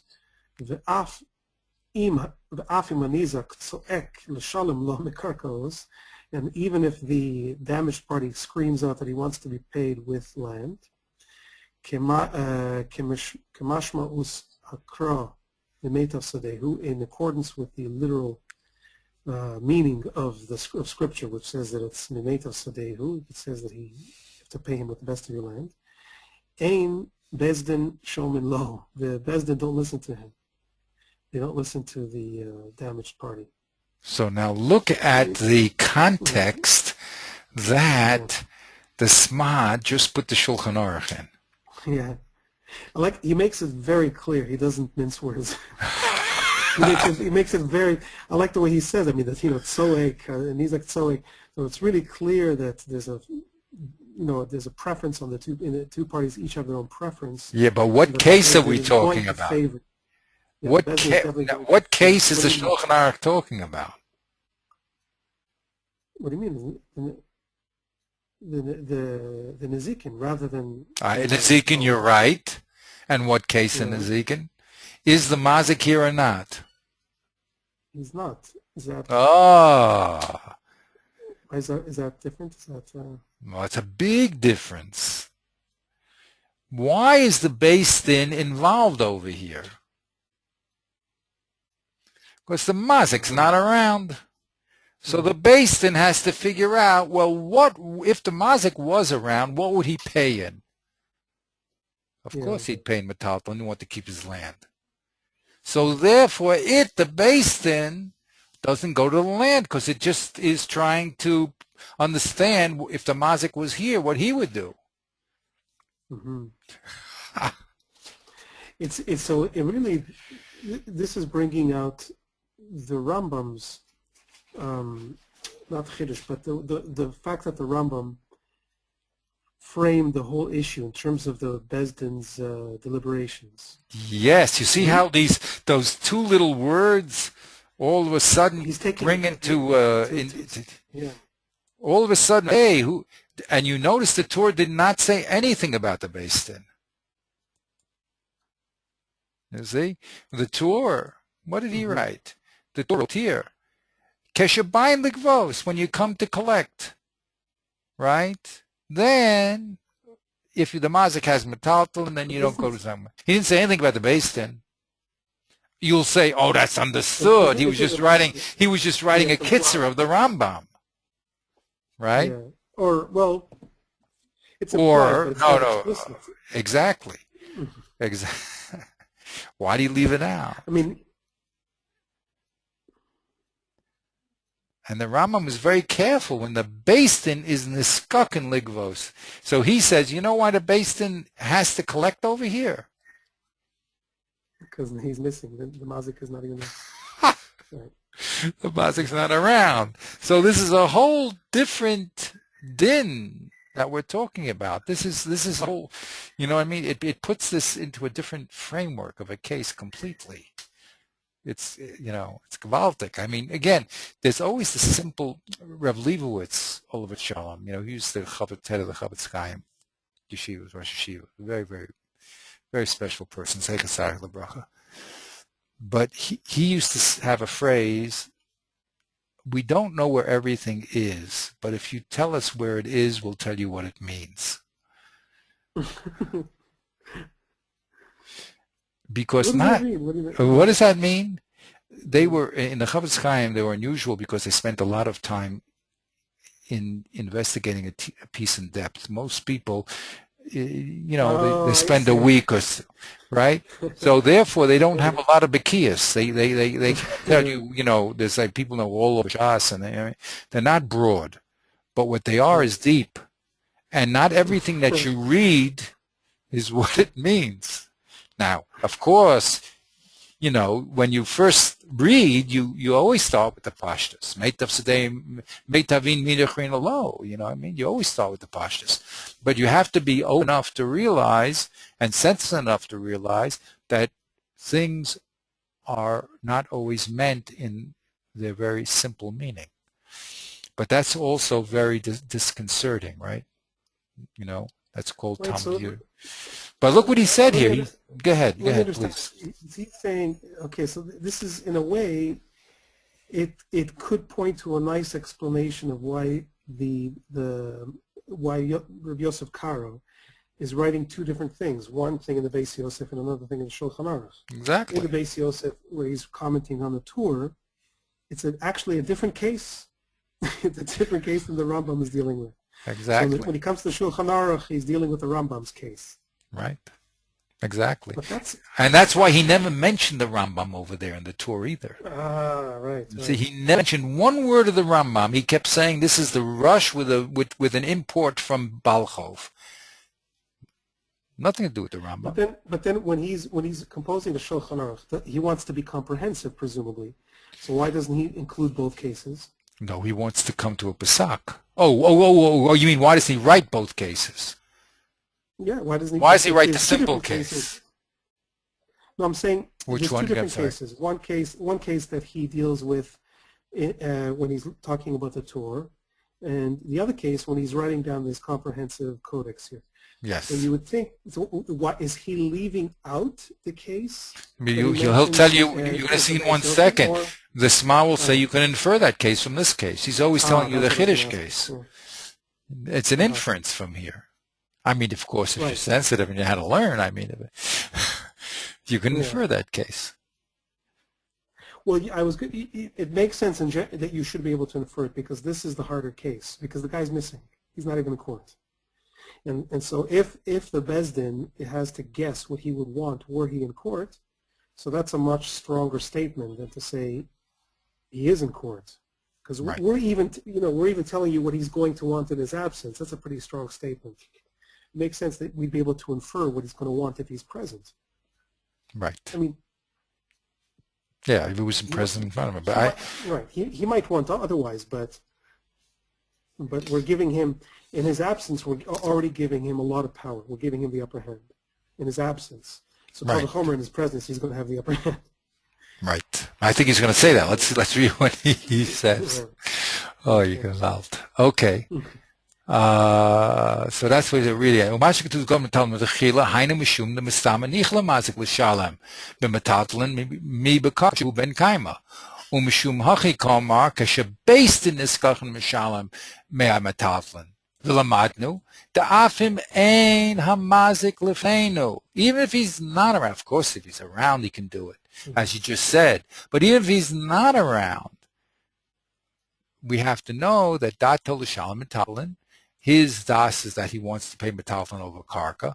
So he says it. Amrinin the mestama nich lamazik l'shalom metalin, va'af im hanisoek l'shalom lo mekarka, k'mashmuut hakro metav sedeu, ain't based in showing lo. Aval vadai, just continue. Aval vadai im hamazik Gile, if he reveals. Gile. If he reveals what he actually wants, which I guess means that he is actually there, the nicha le tfei b'metaltalim, that he prefers to pay with metaltalim, v'rotza l'shalom lo b'karkos, and he does not want to pay with land, v'hanizak rotza davka b'metaltalim, and the nizak also would like to be paid with metaltalim, yad hamazik al iyun. The when one was to pay damages has the upper hand. Exactly what you said. Why does he add the v'hanizak rotza davka b'metaltalim? Why is that important? What if, in other words, what if he didn't want metaltalim? It wouldn't matter. Well, that's the bone. Isn't that the bone of contention? In other words, this is the inference, I think, from the case that you just said. When the mazik's not around, if the beis din is already going to presume what the mazik wants and pesaks accordingly, right? Yeah.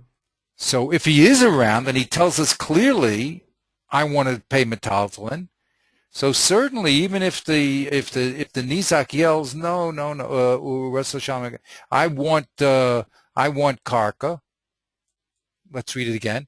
Aval vadeim amazlo daita de nichle b'metaltalin v'rotza l'shalom lo b'karka. One second. Wait, what does that mean? The No. Yeah, you're right. 1 second. Let's read it again. Aval vadeim amazlo daita de nichle tvei b'metaltalin v'rotza l'shalom lo. Oh yeah. Oh no, that's the inverse case. I'm sorry. Let's read that carefully. I didn't read it carefully enough. And he wants the metaltalin more than the karka. And therefore, he prefers to hold on to the makarka, right? He wants to hold he wants to hold on to the metaltalin and pay with karka. Yeah. Okay. And the nizak wants. He has the upper hand either way. Exactly. He wants to hold on to metaltalin, and he doesn't. And he wants to pay with karka, and the nizak says, "No, I want your metaltalin." So vaday, in that case, the yad mazik is alyona. Why?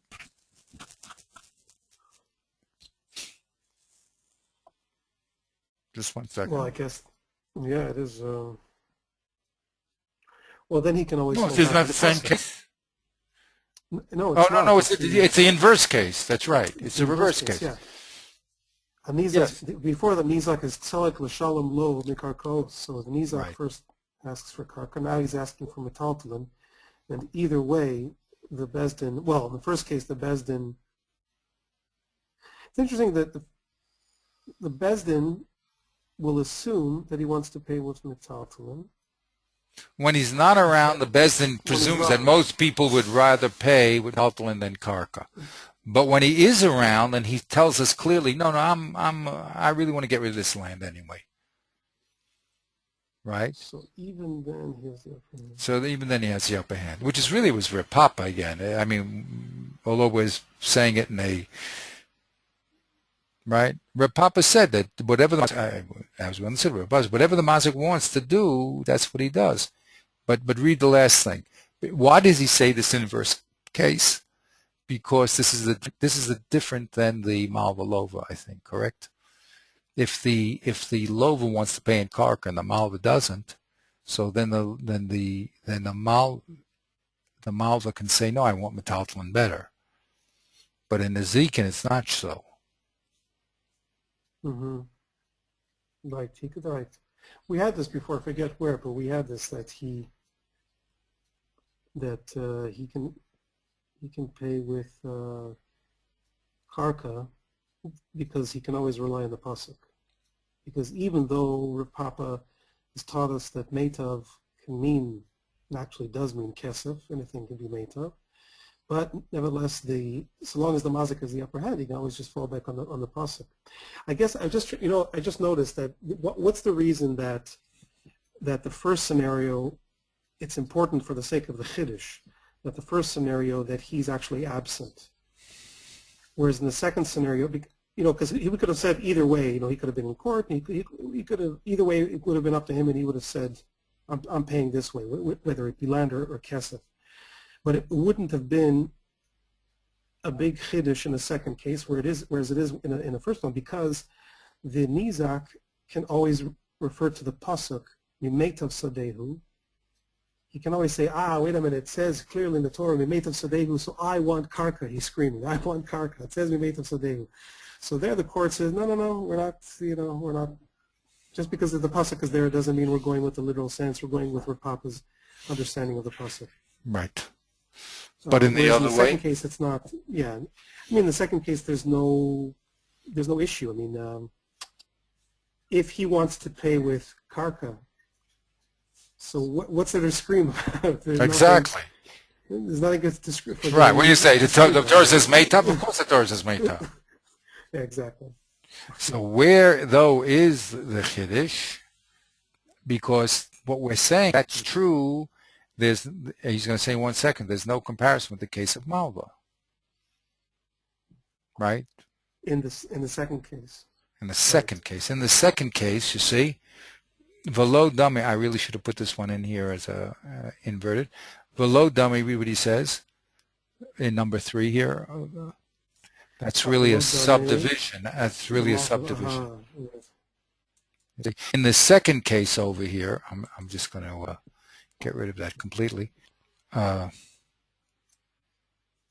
sorry. You see?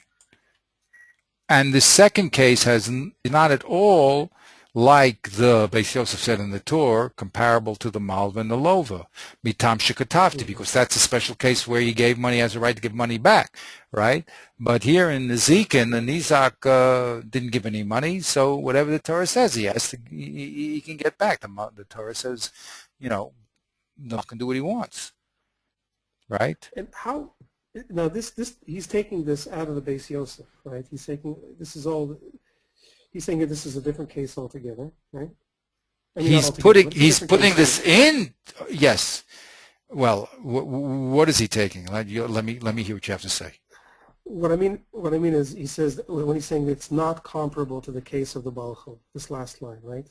Right. Which is exactly what the Beis Yosef was saying. It is comparable to the case of the Balchov, and he's saying here, look, we have two different cases: one which is comparable, and one which is not. And what the Mechaber is talking about here in the Shulchan Aruch is not. It's not comparable to that. Exactly. Now, but I had a question. Actually, I'm forgetting my own question, but in the Beis Yosef, would he have said that he has the upper hand? Or Yes, and the Beis Yosef commenting on the Torah, he said that the Nizak has the upper hand. The Nizak, not the Mazik. No, the Mazik. That's what I'm asking. No, not the Mazik. Effectively, what's the difference? It seems to be the only difference is that they're in court, is that the Mazik is in court, right? He's present in court. Is that the only difference, or something else is at stake here? See, I'm wondering if the case there, the Mazik is in court, and he says, I want to pay with karka. But there, he's saying, no, it's comparable to Balchov, and you don't have the upper hand. In other words, the Nizak wins. Because because the Nizak is like the Malva, the case of Malva. Just like the Malva has the only difference is that he's either in court or not in court. It has to be something more than just that difference. Right? Let's go again. Let's spell out what you have to say here. I guess I'm trying to understand the difference, the nafkamina between the two cases, because we're saying there's two different halachas here, or let's put it this way: the big difference seems to be that who has the upper hand. Okay. And here he's saying the mazik, there he's saying the nizak. That's what the Beis Yosef is saying. Yeah. Right. So the Beis Yosef is saying the nizak, the mechaber. Again, the two Sfarim are saying, right? So. The Beis Yosef, the Sefer. We'll say the Beis Yosef and the Mechaber, okay? And the Mechaber, okay. Okay. So the Beis Yosef is saying the Nizak has the upper hand, the Mechaber is saying the Mazik has the upper hand. Right. And we're saying right now all I'm getting, but I don't think it's enough, is that the difference is that there's two different cases. In one case, He's in court, and then the other one he's not? No, It's no, no, not at simple. It has to all. be Not at something else. all. Not at all. Not So at what's all. the difference? No, no. Let's go again slowly. Yeah. The Beis Yosef in the Tur explains the Tur's case as they're both in court, the Mazik and the Nizak, and the Tur holds that the Nizak, when he claims he wants metaltalin over what the Mazik wants to give, which is karka, wins because it's doma to Balchov. Right. So they're both in court, and the Nizak has the upper hand. That's how the Beis Yosef explains the Tur. Right. And here in his own Shulchan Aruch, he's talking about when the Mazik is not in court and the Nizak wants karka, and we say you can't get your karka because the halacha is that metaltalin is good as karka, and we are presuming what the Mazik would want. So the Nizak wants karka in this case, and the Mazik who is not around, we said, well, he wouldn't want you to get the karka. He would rather give you the metaltalin. Okay, so the Yad Mazik is Elyona. And what accounts for that difference? I mean, so far. Oh, you mean what? No, why is the power shifted to the Mazik? I didn't catch it. How did the power shift to the Mazik? Because the Beis Yosef held that the Tur learned the case of Balchov, the case of Nezikin, where the Mazik and where the Nizak and the Malva have rights to reject karka. And here he's not? Here he's not learning that it's comparable to Balchov? Yes, exactly. Here he's not now. Why? By the way, it's a subtle thing. I should have made a chart about this. There's the stated case and the inferred case. Okay, according to the Sma, let's talk about the Shulchan Aruch. The stated case in the Shulchan Aruch is not the one where the Nizak gets the, well, how can I say it? Let you say it. What is the status in the Shulchan Aruch? What are the claimants claiming? Okay. The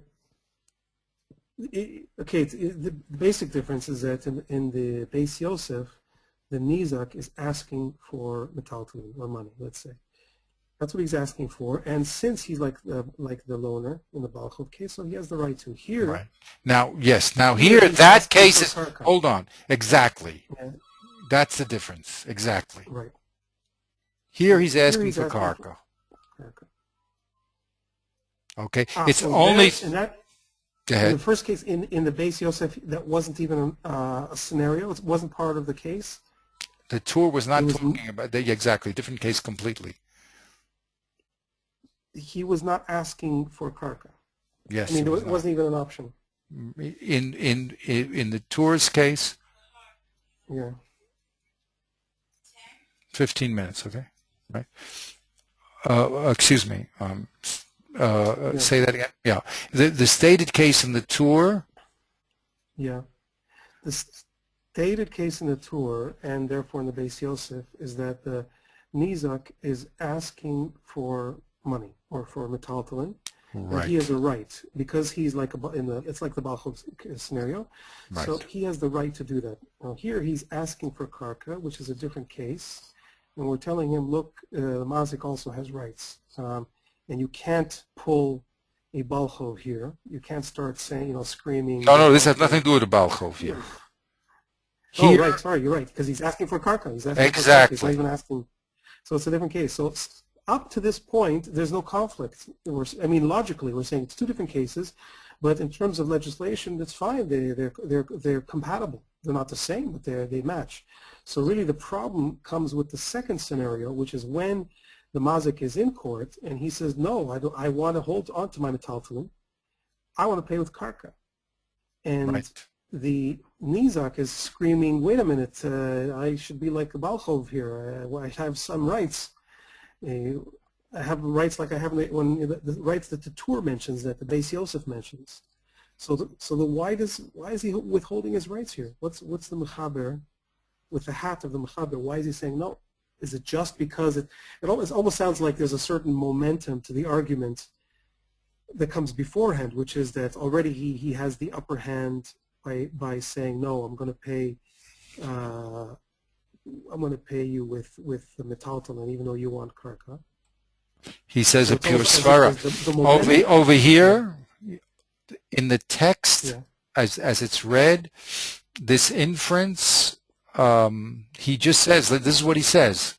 Elavada im hamazigila daita de nichlek tfemi metalton v'ras l'shalom bekarka v'hanizik rotze dafka metalton yad galanyona v'lo dame lamalva v'lova mitam shekatavti, and has nothing to do with the mal. In other words, here you're right as far as text.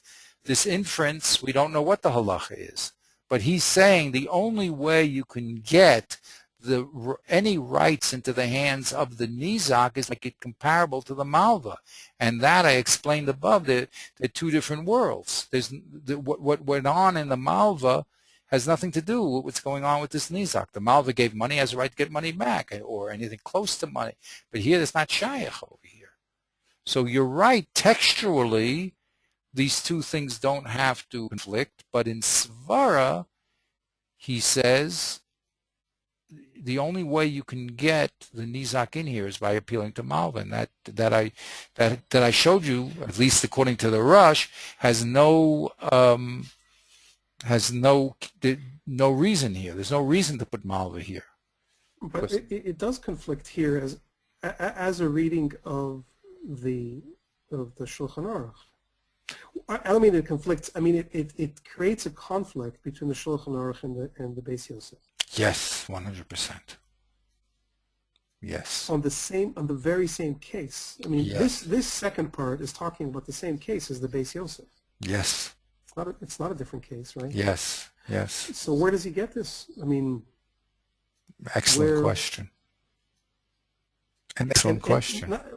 It doesn't even make sense. I'm just wondering, is it consistent as a reading? Even if we abstract for a moment or Beis Yosef away, is it a consistent reading of the Shulchan Aruch? Why not? Let's read. I mean, why not? Yeah, because the stated case, here's the stated Shulchan Aruch. The stated case is not problematic. It's the inference from the stated case. What he did was he took the Shulchan Aruch and he put into it a case where there is no real conflict, right? Because everyone agrees that is that true?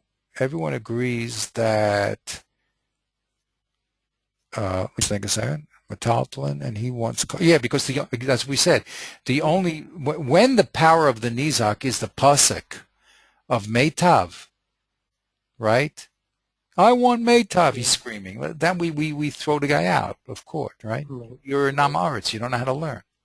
Right. Right? Yeah. So that by what the Sma did by pushing that case into the Shulchan Aruch was creating a case where no one would disagree with that. Right? The nizak has no power to demand karka because of the pasuk. Right? Right. But the other case where he's demanding metaltalin over the karka of the mazik, there, which is not stated here, and was stated in the Tur, it's not in the Shulchan Aruch. According to the reading of the Sma, it's not in the Shulchan Aruch. That's the reading of the Sma. Because look what he did. He took the safe case and he pushed it into the Shulchan Aruch, and then he said, of course, the Diuk case, which was problematic in the Beis Yosef, of course the Beis Yosef would agree with the case here.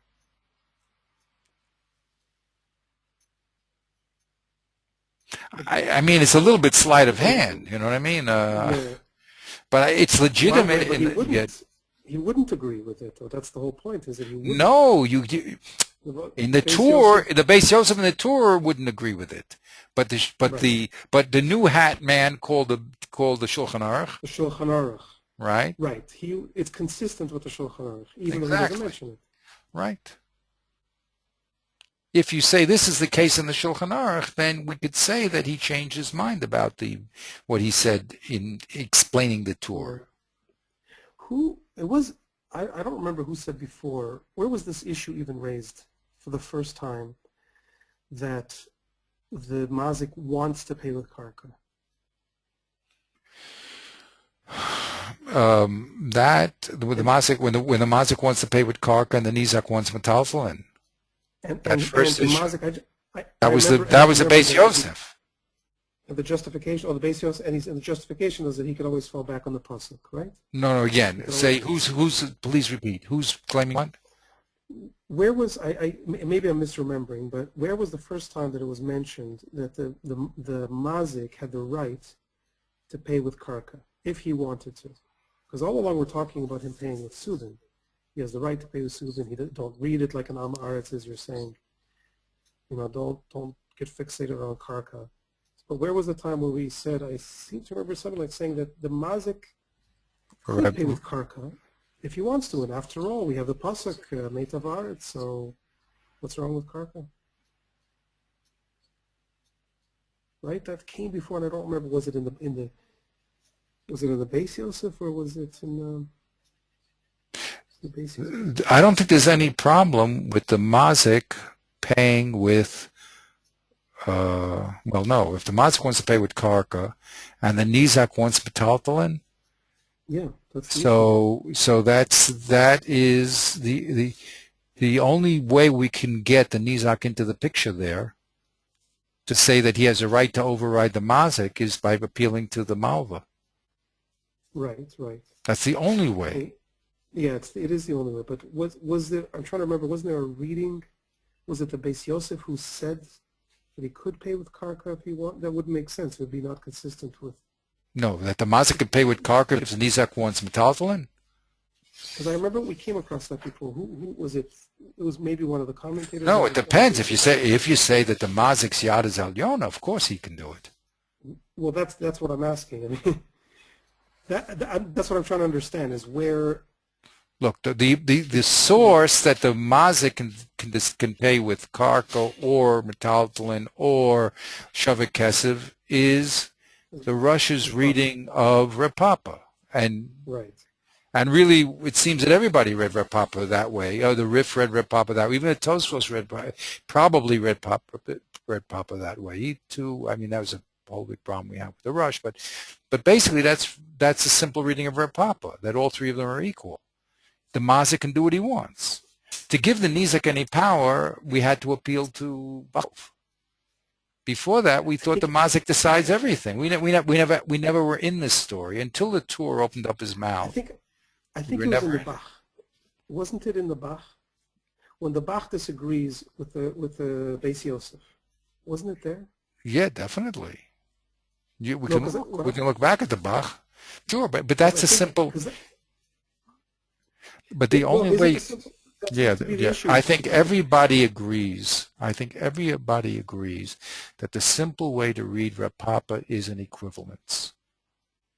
That everything is equal. Which means, when you say that, you mean the mazik has all the cards. Yad mazik alyona. Exactly. That's what equivalence means. That's what that means, right? Yad mazik alyona. Yes, he can really pay with anything. Right. That's what it amounts to. So the Beis Yosef is the first time that we hear otherwise. Exactly. It's the first time that the nizak is given Yad Elyoina because he's compared to the Balchel situation. Yes. So if I remember correctly, it was the Bach who was saying you're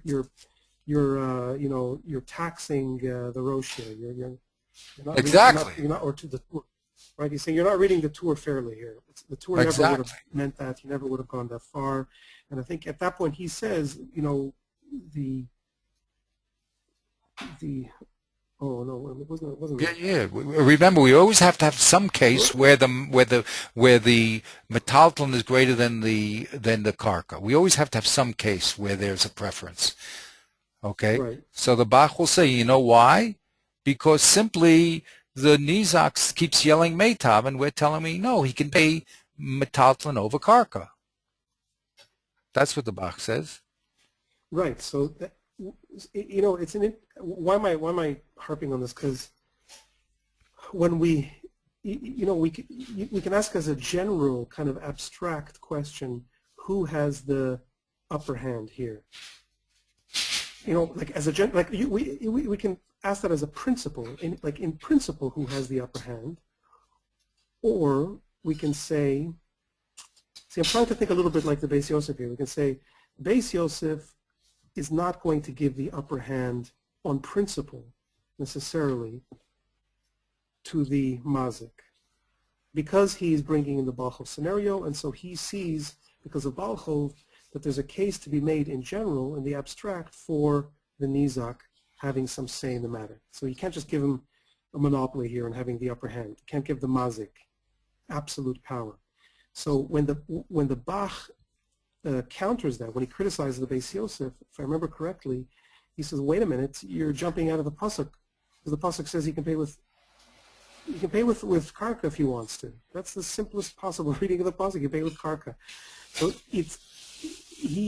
the Bach there brings the upper hand back into. It seems like he's giving the upper hand to the mazik again, simply on the basis of the pasuk. You see what I'm saying? Not on the basis of principle, not on some abstract universal principle that the mazik always has the upper hand, but pasuk says so. Like, in other words, on principle, I could agree with you. You're right. We could give some power to the nizak, but it belies the pasuk itself, which is that he can pay with karka. So it's funny because in a way even though there is, according to svara, the kind of svara that the Beis Yosef is bringing in by comparing the case of Nezikin to the case of Baal Chov, on the basis of that pure svara, we could say that the nizak has some power. There is a scenario where he can have the upper hand, but the pasuk itself does not allow that. And that's what, if I remember correctly, the Bach brought back in. So maybe I'm wondering whether that's what he is doing here, namely the Sma. You're reading here now. The Sma. Yeah, maybe the Sma is now almost. It seems like he's making it a principle now again. You see what I'm saying? Like, it's not. He's not even quoting that idea that we're relying on the pasuk anymore. He doesn't even need that anymore, where the Bach did. Saying no, it's a general klal that the mazik has the upper hand. Okay, I mean, we have to talk about this a little more because the question is, what's the starting point here, okay? Yeah. You know, that is the question. The question is, what is the starting point? Okay, where does this all begin? You know, svara, pasuk, how does it work? Okay, so we have to, let's put I just want to say one little more point here. We have to continue this discussion. We will. Of course, this is the main meat of the matter. But what I wanted to say is, remember, the Beis Yosef himself was very uncomfortable with the tour. If you remember how he explained the tour, he kept saying, well, even though the Rush didn't say it, the tour feels that there's a comparison between Mazik, even though the Rush said against it. You know what I mean? The Rush said there's a specific meaning. He kept being apologetic for the tour. So why do I say that? It could be that when it came to writing the Shulchan Aruch, he abandoned the tour. And this strange concept that the Baal Chov gives some strength to the Nizak. And then he went back to, you know, the standard position, you see. Because the standard position, we have to discuss about what you mean about a principle. The standard position came from the simple reading of the text. It was the Mechadesh here is the Beis Yosef in the tour that's going to now put this Baal Chov in. That's a Chiddush. You know what I'm saying? When we read the text, we never really thought that was what was going on. He was the Baal Mechadish. The Beis Yosef in the tour was the Baal Mechadish to bring in Baal Chov when it doesn't, and he kept saying it doesn't really apply, and the Rosh really didn't mean it. You know what I mean? So when it comes to a Shulchan Aruch, I'm just saying he could have very easily bounced back, as I was saying, to the standard position that we always held, which is that the Mazik has all the cards. We never thought otherwise. You hear what I'm saying? The only reason to think otherwise by pushing the Baal Chov in through Svara. The standard position is that the Mazik has all the power. And the Torah is just telling you what he can use. To start pushing this into Baal Chov was the Chiddush of the Beis Yosef and explaining the Torah. So, okay, interesting. Maybe we'll stop here, okay? We're going to go next week, Be'ezrat Hashem. We'll just fit the last few lines here. He says, V'lo Beis Yosef over here, the last few lines. This that he wrote in the Shulchan Aruch is not like he wrote in the Beis Yosef, and also what the Ir Shushan followed the Beis Yosef in there. The e-boy the nizak metalon tzarech hamazik liten lo ayin sham. Aval ani hochachti dilani esteti lo alsa al dat hatorkein ayin sham b'drisha. So he's just saying that this whole idea of the Beis Yosef to explain the Torah is totally, strange. And I proved it can't be so, and the Torah, the Beis Yosef himself rejected, according to the Sma, the Torah, and went to the simple explanation, and that will be the simple explanation of the Rambam too, okay, which he quotes. So next time, what we're going to do, very interesting. I continue, but I have someone who's coming over. The next time, I sent you this paper, right? I sent you the document. Yeah, you did. Yeah. So now, if you have some time, look over the Shach. It's very, very. Let's put it this way: you have to put your head into it to read it. Yeah. Some things he says, and also what he does here is he's going to open up another Gemara, which brings a different interpretation of Rabbeinu Tam. We've been holding Rabbeinu Tam since, I keep saying in Sefer Yoshav, he wrote the halachas like Rav Huna, that you do metaltal, and you do karka and kesef first, and then only not metaltal. But he's going to show us another Gemara where the Tosfos quotes a statement, not of the book, a statement of Rabbeinu Tam that he holds like Rav Papa. So we're going to have to now get a little broader insight here. The Shach is very, very powerful. He's fire, you know what I mean? He's all over the place, quoting everybody. He's like I don't know if you know about Yosef, but he's like, whew. So if you can get a chance to look a little at it, just to get yourself familiar with it, then Be'ezrat Hashem, next time we'll go over it. Okay. Good. Have a great. This is, okay.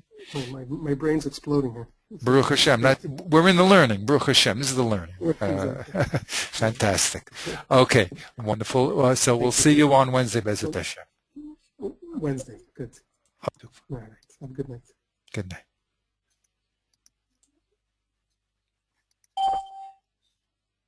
Okay. Yeah, I'm finished. Why? Okay, where is he?